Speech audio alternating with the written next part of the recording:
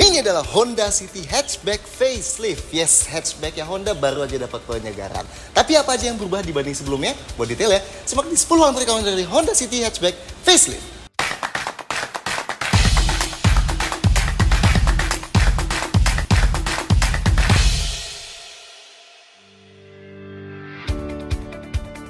Satu, varian. Kalau sebelumnya City Hatchback ada varian manual, CVT dan Honda Sensing, sekarang yang facelift ini cuma jadi ada satu varian aja ya, New City RS Hatchback CVT. Tapi tenang, ini ada Honda Sensingnya kok, meskipun di namanya nggak ada. Oh, dan kayak sebelumnya, City Hatchback ini tetap jadi hatchback termahal di kelasnya ya.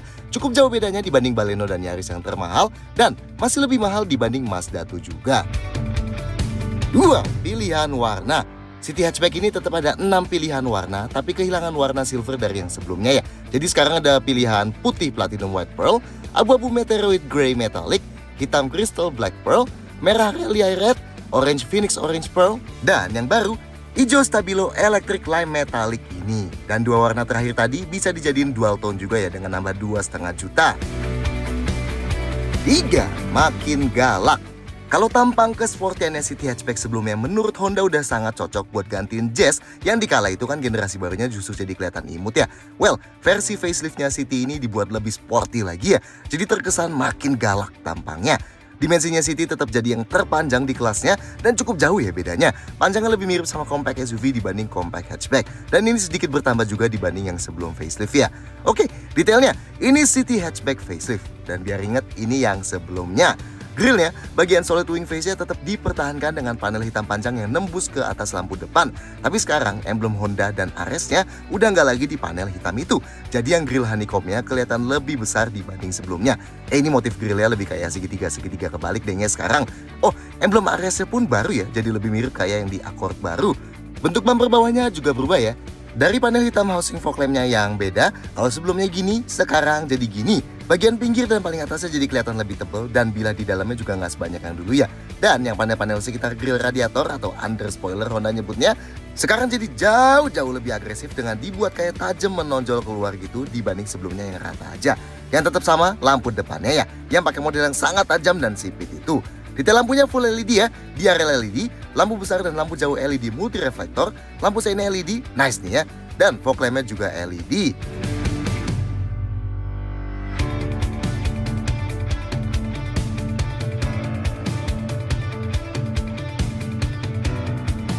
Sampingnya, ini yang facelift dan ini yang sebelumnya.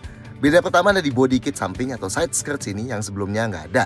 Lanjut, velgnya tetap 16 inci, tapi dulunya gini, sekarang jadi kayak gini ya. Yes, selain jadi warna full hitam gloss, bentuk velgnya juga berubah ya dari sebelumnya. Tapi tetap dengan ban 18555R16. Sisanya sama sih dari samping sini. Kayak bentuknya yang dikuatkan satu garis panjang yang ditarik dari lampu depan sampai ke lampu belakang. Terus spionnya yang bertengger di pintu dan dibuat piano black gini. Handle pintunya sewarna body, sedangkan pilar B-nya hitam doff dan window liningnya tanpa krom-kromannya. Dan yang tetap unik juga, posisi kap bensin yang terkesan tinggi ini. Belakangnya ini yang facelift dan ini yang sebelum facelift. Nah, ini sebenarnya yang berubah cuma panel di bumper paling bawahnya aja ya. Kalau dulunya gini, sekarang jadi gini. Yang baru ini jadi lebih agresif dan dibuat jadi kayak diffuser dengan garis-garis itu. Dan yang di diffusernya dipakein motif kayak carbon fiber gitu ya. Oh, dan knalpotnya kalau dulu ngadep ke bawah, sekarang jadi lurus kayak gini. Satu lagi, emblem Ares-nya jadi baru juga ya. Sisanya sama sih, kayak lampu belakang yang panjang dan sipit ini. Ada spoilernya yang kayak ditopang sama bumerang piano black gini. Ujung kiri kanan bumpernya yang ada reflektor vertikal dan antena sirip hiu yang dibuat warna hitam. Detail lampu belakangnya, lampu malamnya LED yang panjang, lampu remnya juga, lampu sein dan lampu mundurnya halogen ya.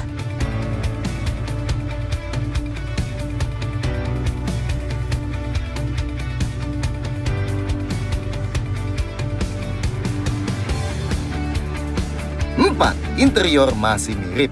Buat mengingatkan, ini dashboardnya City Hatchback dulu yang varian non-Honda Sensing, dan ini yang facelift ya. Yang berubah cuma panel di tengah dashboard sini sih ya. Kalau dulunya piano black, sekarang jadi merah-merah agak doff gini. So, nyamain luarnya biar sedikit lebih sporty.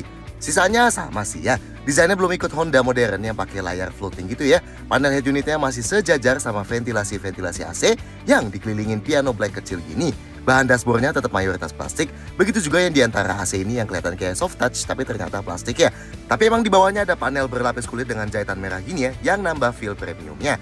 Kontrol AC yang pakai knop-knop fisikal bergerigi ini juga ngasih feel cukup premium ya. Begitu juga konsol tengahnya yang di sekitar tuas transmisinya ada piano blacknya, dan di pinggirnya ada bahan lapis kulit berjahitan kemerahan gini buat sandaran paha kita, meskipun sebenarnya nggak terlalu empuk juga sih. Setirnya juga tetap sama ya, yang dengan bagian bawah rata dan dilapis kulit ya, yang berjahitan merah gini juga kayak sebelumnya. Nah kayak sebelumnya, salah satu yang paling unik dari City Hatchback ini tetap refresh mode ya, yang jadi bagian dari ultra seatnya. Jadi kalau kita majuin mentok jok depan dan cabut headrestnya dan turunin sandarannya sampai nempel jok belakang, nah jadi bisa rata dan kita jadi bisa duduk sambil selonjoran gini. Nice lah ya, cukup jarang bisa kasih jok model gini di hatchback compact ya. Anyway, bentuk jok depannya kayak punya Honda baru yang atasnya kayak dibuat lebih lancip gitu dan dengan headrest yang termasuk besar. Bahan dan warnanya sama kayak sebelumnya, tapi tetap termasuk unik sih ya. Ada kulitnya, ada kainnya, dan ada suede-nya juga. Dan warnanya kombinasi hitam dan merah. Nice ya, dan ini jok belakangnya. Selain bagian bawahnya yang bisa diangkat, yang unik juga bentuk support jok belakang yang kiri kanannya termasuk besar itu ya.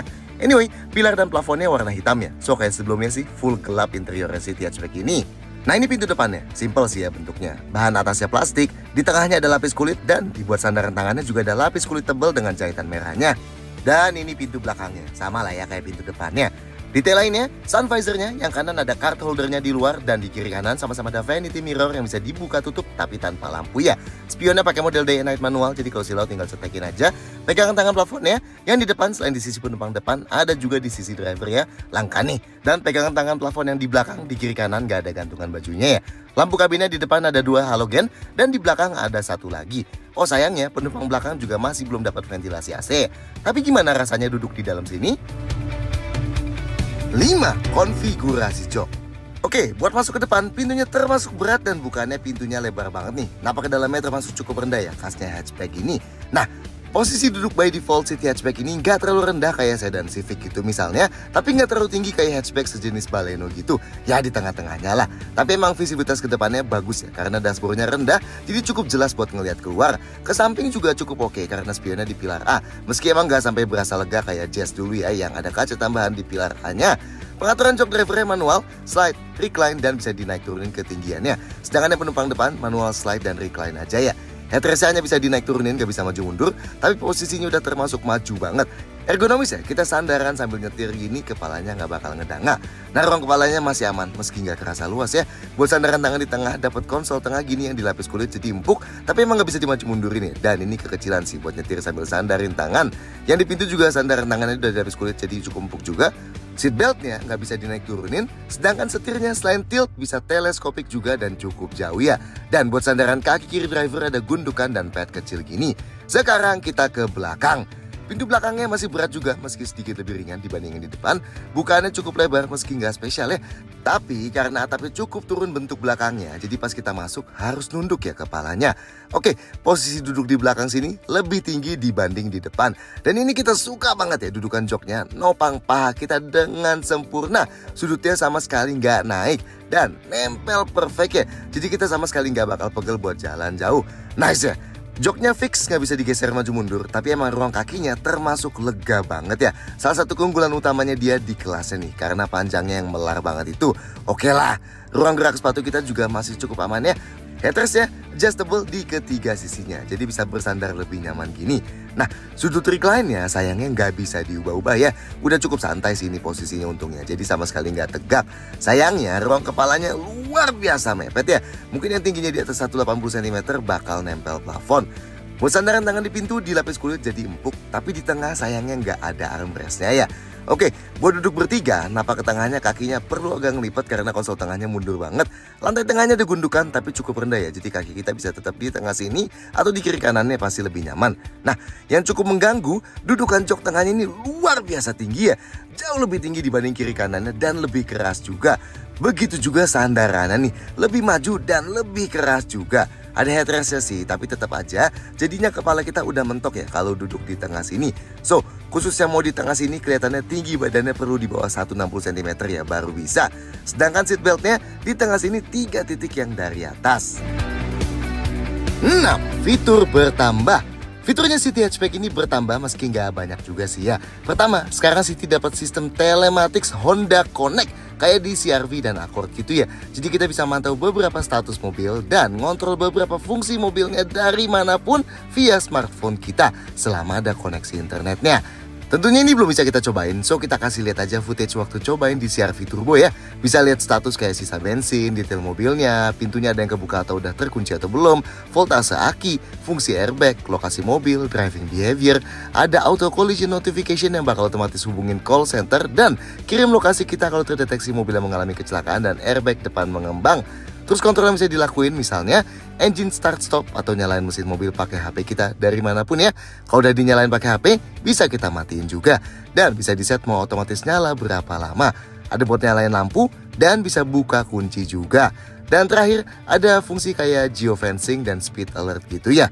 Lanjut, yang baru lagi inputnya. Di depan sama kayak dulu ada satu power outlet 12 volt dan 2 USB port Type A.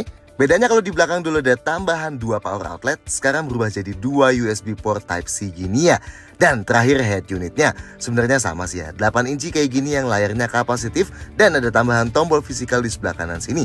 Unik nih, jadi pas kita atur volume dia bakal muncul slider jadi bisa kita touch juga ya. Yang baru, kalau dulunya ada Apple CarPlay dan Android Auto yang harus pakai kabel, sekarang bisa wireless alias tanpa kabel. Jadi lebih praktis ya. Ini bisa pakai aplikasi kayak Apple Music, Spotify, Google Maps, Waze dan sejenisnya.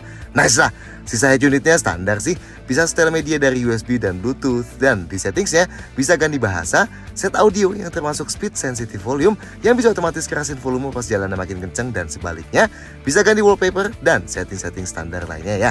Sisanya sama sih kayak City Hatchback varian Honda Sensing sebelumnya. Instrumen clusternya ini campuran layar TFT LCD 7 inci di sebelah kiri dan jarum analog di sebelah kanan ya. Buat atur brightness ada tombolnya langsung ini ya. Atur layarnya pakai scroll wheel dan tombol home di setir kiri sini. Isi layarnya bisa kita ganti-ganti ya.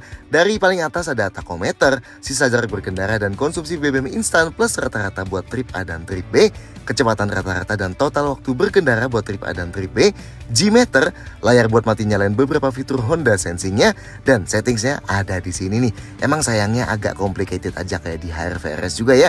Pertama, ada buat atur jam. Terus driver assist system setup ini buat atur parameter beberapa fitur safety aktifnya alias Honda Sensing-nya ya. Terus meter setup ini buat atur display instrumen clusternya, bisa buat ganti delta temperatur luar, buat trip A dan trip B resetnya gimana, buat bunyi peringatan sekencang apa, nyalain fitur rear seat reminder alias pengingat buat cek jok belakang kalau kita matiin mesin, dan mati nyalain tachometer. Lanjut, keyless access setup ini buat atur sistem keylessnya ya. Bisa atur kedipnya dan bunyinya pas kita buka kunci pakai remote, dan bisa mati nyalain sistem remote start. Lanjut, lighting setup ini buat atur perlampuan. Dari mati nyalain auto high beam, set buat ngeredupin lampu kabin setelah berapa lama, buat otomatis matiin lampu depan setelah mobil dikunci berapa lama, ada buat atur sensitivitas backlight, dan ada juga buat otomatis nyalain lampu setelah wiper bekerja beberapa kali.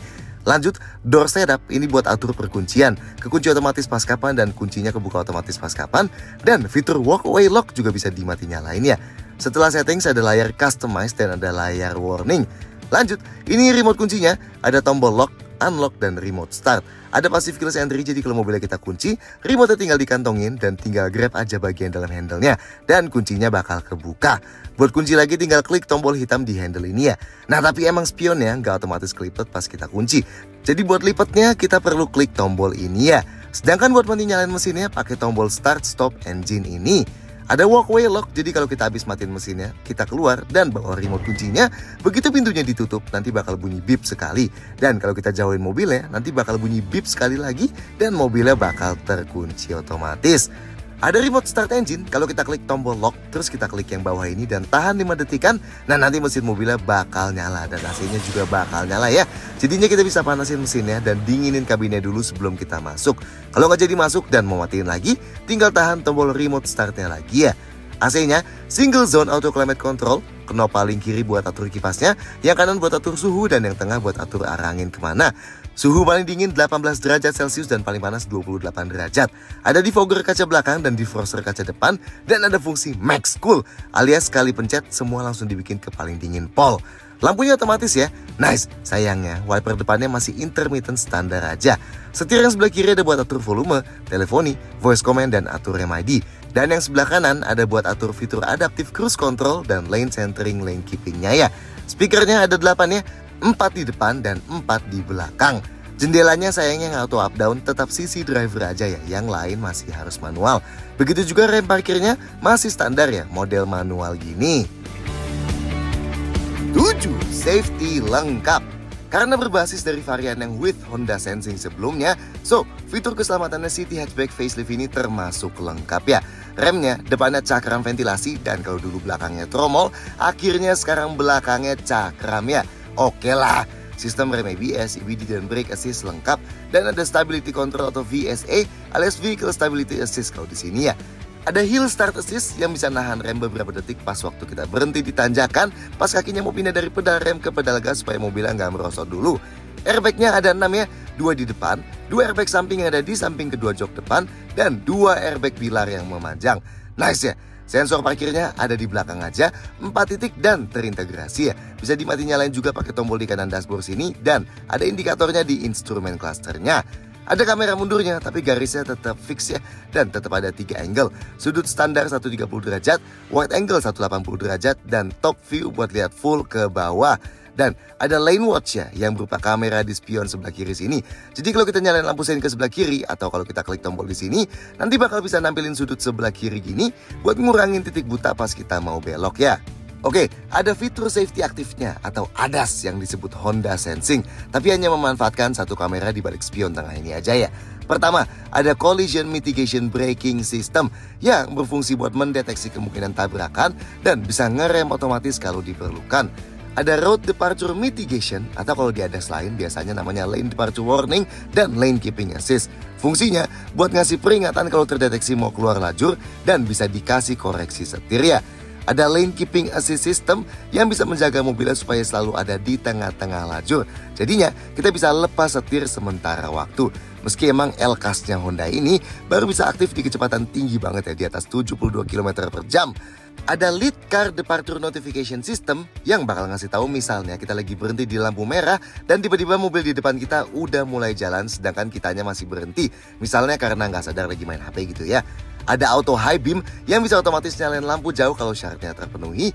Dan ada Adaptive Cruise Control yang selain bisa jaga kecepatan konstan, bisa juga jaga jarak dengan mobil di depan kita.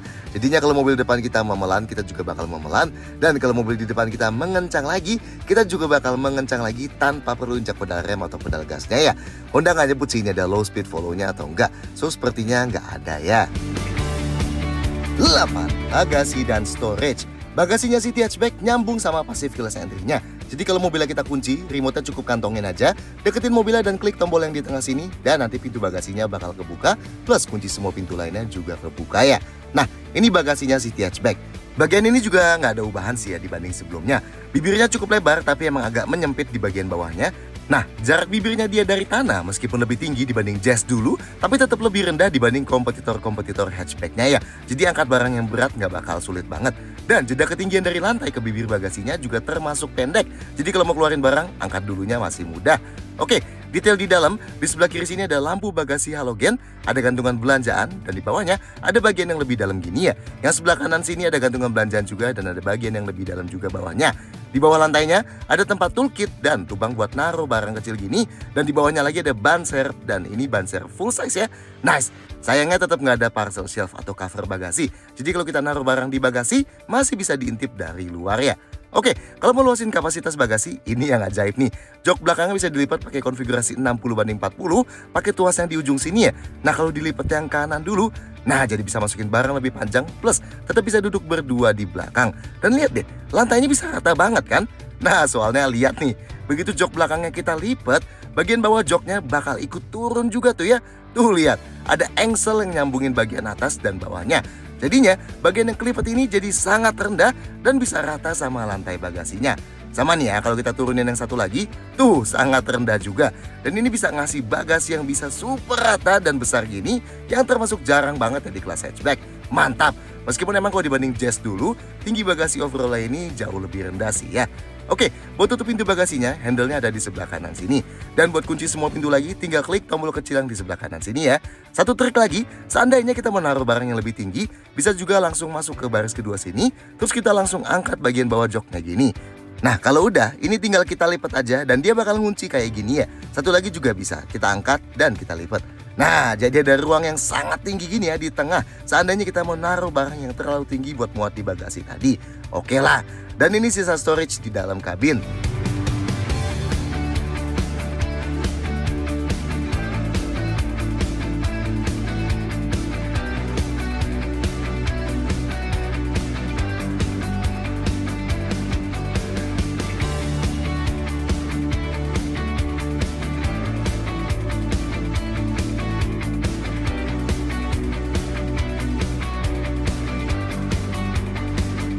Sembilan, mesin sama persis. Mesin SCT hatchback sama sekali nggak ada ubahan dari yang sebelum facelift ya. Tetap mesin L15ZF 1500cc DOHC yang tenaganya 119 HP atau 121 PS dan torsinya 145 Nm. Ya nggak masalah juga sih, toh mesin ini juga tetap punya tenaga yang terbesar di kelasnya. Nah, paling transmisinya kalau dulu ada opsi manual, sekarang hanya ada otomatis saja ya. Otomatisnya CVT, bisa kita geser ke S buat masukin ke putaran lebih tinggi, dan ada pedal shift juga buat simulasiin perpindahan gigi di mode manual 7 percepatan. Tapi pedal shift ini bisa dipakai kalau di gigi S saja ya. Tetap ada mode Icon ini juga, alias mode aktif Ikonnya Honda, yang bakal lebih nahan respons gas, nurunin putaran mesin, dan sedikit meringankan kerja kompresor AC. Dan kayak sebelumnya, City Hatchback tetap penggerak roda depannya. 10. Detail-detail lain. Kayak sebelumnya, City Hatchback facelift ini pun masih tetap dirakit lokal ya di pabrik Honda di Karawang. Lanjut, kalau buka kap bensinnya yang posisinya unik agak ke atas ini, ada tulisannya ya, bisa pakai bensin minimal oktan RON 90. Artinya masih bisa pakai bensin sejenis Pertalite atau Vivo Revo 90 gitu ya. Garansinya, standar garansi umum mobil Honda di sini lah ya, 3 tahun atau 100.000 km mana yang tercapai duluan. Sedangkan buat servisnya, hanya gratis biaya servis jasanya aja ya, selama 50.000 km atau 4 tahun. So, spare parts-nya sayangnya masih harus bayar tiap servis. So, kalau menurut kalian soal Honda City Hatchback facelift ini, silahkan sampaikan komentar yang di bawah, klik like, dan jangan lupa subscribe channel untuk kamu jadi video kayak ini. See you next time.